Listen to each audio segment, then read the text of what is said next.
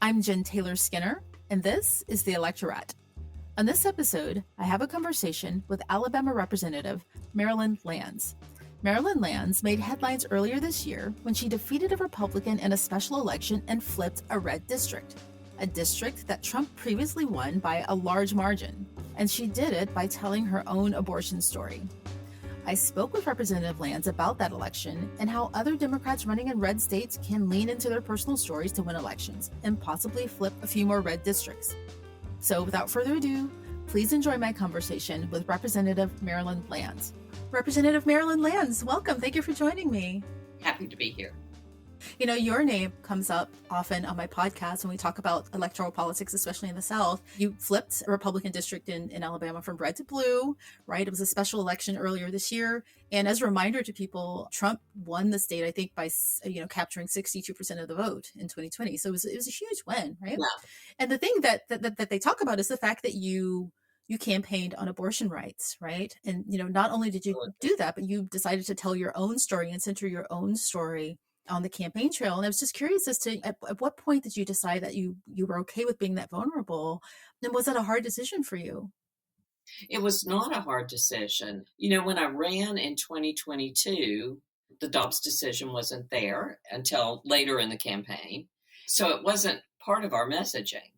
And then it became part of our messaging, but I didn't tell my story. And part of why I told my story this time around was Diane Sawyer did a special called On the Brink, and she profiled, I think, 16 women who had been caught up in this abortion ban. And one of the women, Alyssa Gonzalez, she was the woman from Alabama. And all of the stories were powerful and heartbreaking and heart-wrenching. But Alyssa's story so paralleled mine. We both were to have second sons. They were both very much wanted children. We were overjoyed at the news. I was so happy that my son, who's a lovely young man, I knew he would be a great big brother. And so that was just, we were hoping to build our family in that way. And both of us had trisomy pregnancies, which is a very rare genetic defect. She was trisomy 18 and I was trisomy 13, but it's just devastating. They're non-viable pregnancies. Well, they can be, but both of us had further testing. And in my case, and I can't get past the language on this, they said we have to do this further testing to determine if your baby is full mosaic or partial mosaic. Because if he's partial mosaic, he might live up to a year, but he has heart abnormalities, brain isn't formed, kidneys aren't, functioning. He'll be on dialysis, webbed hands and feet. These are the things they know. And then when they came back with the testing, they said, no, he's full mosaic, which means totally non-viable, no chance of any length of life, not to mention quality of life, which there was none either way. Alyssa's was the same, although they said, we know 94%, but there's this small chance. And they came back with 100%. And we were both told that our lives were at risk. And it just took my breath away, I guess, that 20 years later, we've gone so far backwards. And this woman, Alyssa, and her sweet family had to travel to DC, to a doctor she didn't know, to a place she'd never been, to a clinic that was overrun. She had a really horrific experience there. Whereas I was at my home, in my hospital, with my doctor, with my community. It was absolutely wrong. There was no way that could be right in this world. And so I reached out to her and we went to meet her and her family. And Jordan happened to be home. My son was home on a break from college. And so all three of us went to meet her family and her little boy. And she didn't know I had a story. And so we shared stories, and I asked if she would be part of the campaign, and she was willing. She shared her story too. We both did. We did separate commercials and then one called 2 decades. But it just felt that moment, it was just a coming together of things. There was a synchronistic aspect to it, and I felt like this is the moment that I should share this story. And I've never regretted it. And the thing, Jen, that's been so positive for me is how many stories have come out. I mean, people told me at the doors, people in the grocery store, people, reached out to me online, and even people, and what really blew my mind was so many people that I've known for years, very close friends of mine, shared stories that I had never heard. So I felt like there was this dialogue happening that was really healthy and cathartic, and that the world needs to see that it's not just what you think of in your mind, that it's personal. And I always think stories are what changes hearts and minds. And so I felt like sharing the story would help. And I think it did. Storytelling is so important to politics. And the reason your story is so important and so important to me is that it just shows the breadth of experiences that people have. Because people who are trying to ban abortion, they're trying to paint this picture of, callous people, right? You were trying to deliberately expand your family. You wanted more family, right? And I just think that it's heartbreaking that they try to paint everyone in the same bucket. And I totally think it's fine. If you don't want a family, you don't want a child, that's okay too. And so I think it's really important that we show like the expanse of these stories that we all have. I appreciate you for doing that. Well, and there's a trend now too that, I mean, so many young people are choosing not to have families, not because they don't want them, but because they're afraid of this world that we're moving into, and that we're not taking care of this planet and our people. And so I think that's part of where we are now, and I think some people don't realize exactly where we are in this moment anymore, and the stories and the lived experience of having gone through something like this. And then there's the IVF thing, with the ruling in Alabama about that. And so we're having that same dialogue around that issue. Right. And I'm so appreciative of Tim Walz kind of changing the script and men talking about these issues. And I appreciate his vulnerability. I mean, I shared my own story about with IVF a couple of years ago in an op-ed, and that was really hard for me. So I appreciate that people are showing that we're all human and we all have these human needs, and sometimes it's painful, and we're all in this together. It's heartbreaking. Speaking of, the DNC and moments that happen there, I know that restoring protections that we lost under Roe v. Wade has been really central to the messaging for everyone, I think. But there was this really unforgettable moment where someone gave a speech, a sexual abuse survivor, Hadley Duvall. You remember that, right? She was raped by her stepfather.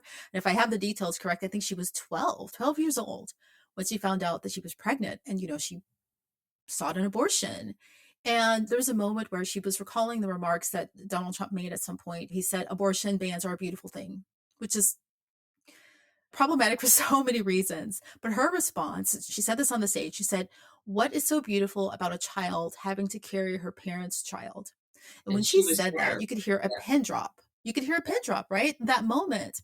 And I want to know what your thoughts are on that, because some part of me is always bothered by the fact that people and women have to turn themselves inside out emotionally simply to retain basic human rights, to retain the right to have control of our own bodies. What are your thoughts on that? Well, one thing, Jen, I'm a licensed professional counselor. And so over the years, I have worked with many women, never a woman who was going through the decision to have an abortion, but women who had them in the past.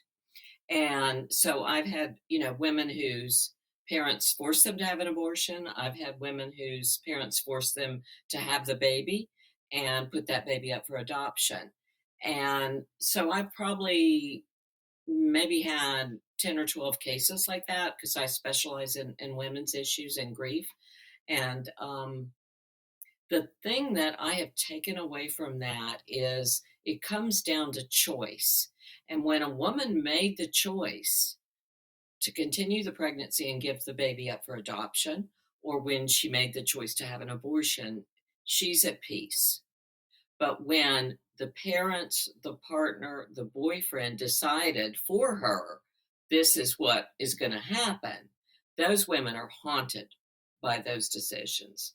So that's why I am absolutely pro choice, because that is just an important and fundamental right to choose about your own life and how you handle a very private and personal situation. Yeah. Yeah.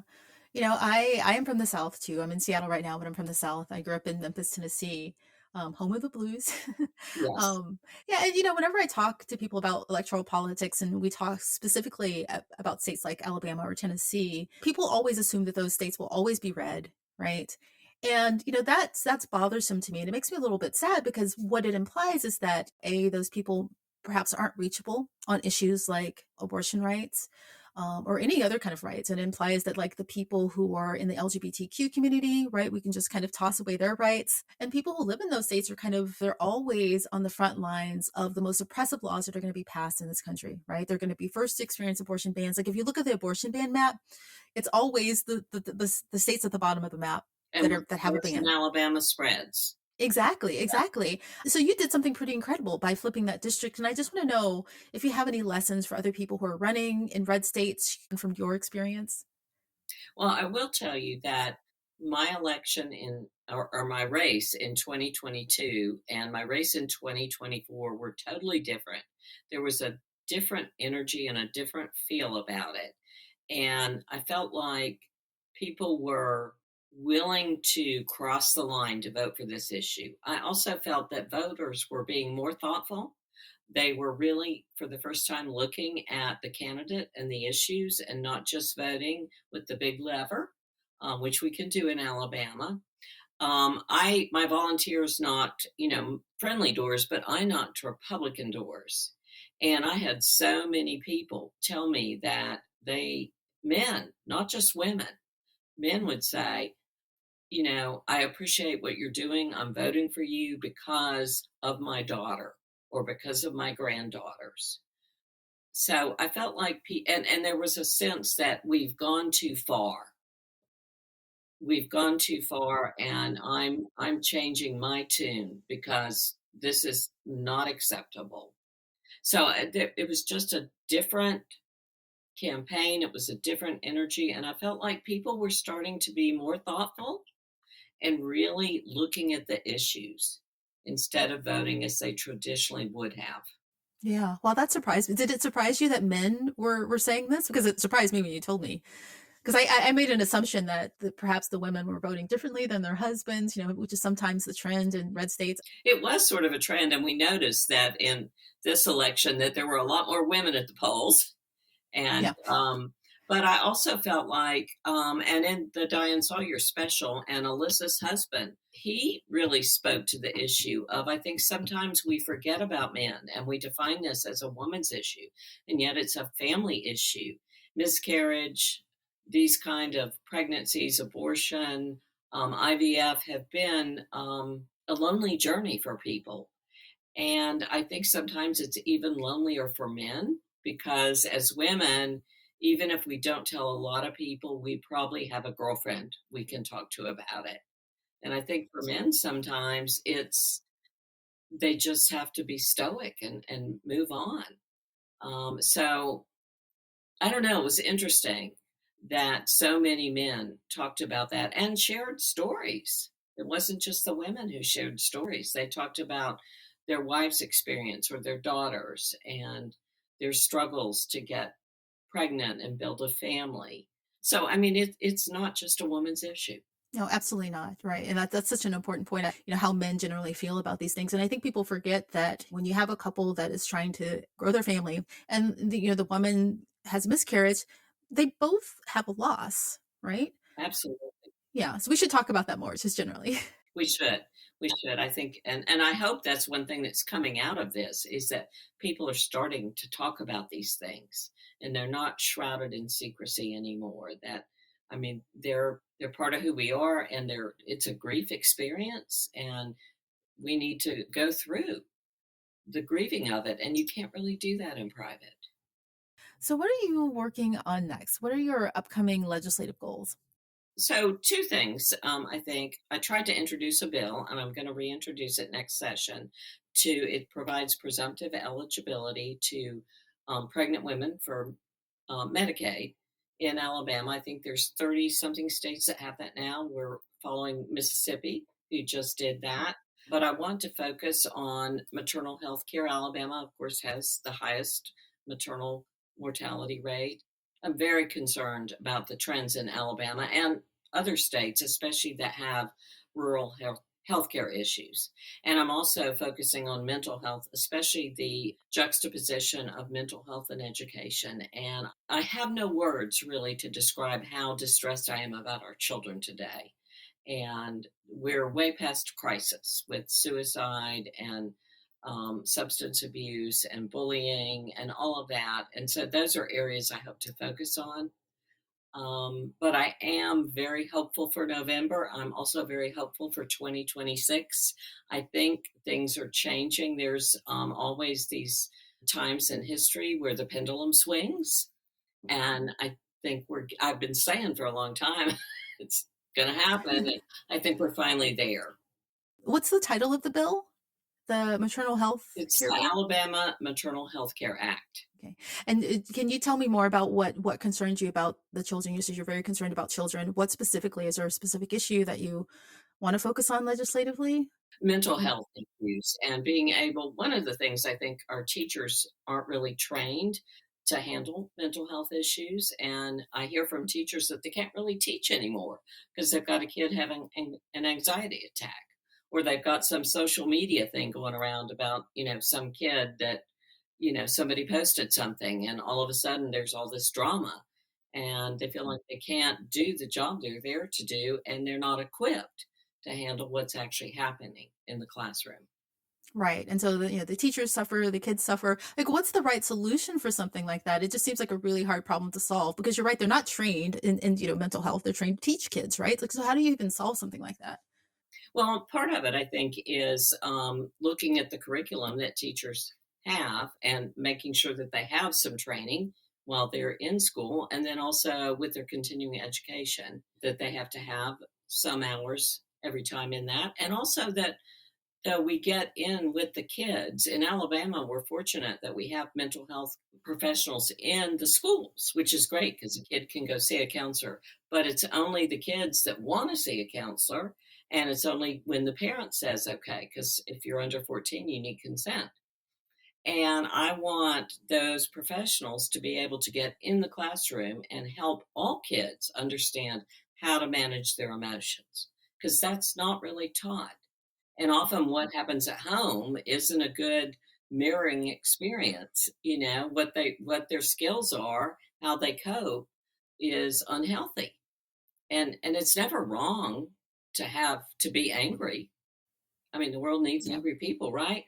But it's how you Yeah. deal with it. And Yeah. unfortunately, most of us deal with it in unhealthy ways. And so to be able to teach kids, okay, you're feeling this, what do you do with it? I think that's so important. And I think the earlier we do that, the better. Yeah. I would appreciate that with my kids in school. I can tell you that. Is there any state that models a solution for this well, that you could adopt in Alabama or across the country? I'm always looking at best practices, and Yeah. I am really exploring this at the moment. But I know there are states that have wonderful curriculums for this. I know Goldie Hawn has done some wonderful things with the Mind Up curriculum, and I know it's in California, it may be other places, but there are some really great curriculums that are out there. So we don't have to reinvent the wheel on this. We just have to get it to our kids. Yeah, yeah. So I'm curious, what are your predictions for November? What do you think is going to happen in Alabama? Can we flip Alabama blue, the whole state? Is that possible? Not in November, but there's a lot of energy here. I mean, I feel like there's momentum. We're on a trajectory. I think it feels like things are going to change in November. I don't think Alabama's going to be blue, but I think we're trending. And certainly there are parts of Alabama that are blue and more purple. And I think in 2026, we're going to see the Alabama legislature not be quite so ruled by a supermajority. It's going to take time. So it's going to be an evolution, but I think we're going to begin to see that start to happen. Well, that's excellent. Well, Representative Marilyn Lands, thank you so much for joining me. It's been a true pleasure talking to you, and thank you so much for sharing your story. It's been helpful to me, and I'm sure it's been helpful to a lot of people. So thank you so much. Thank you, Jen. I enjoyed it very much.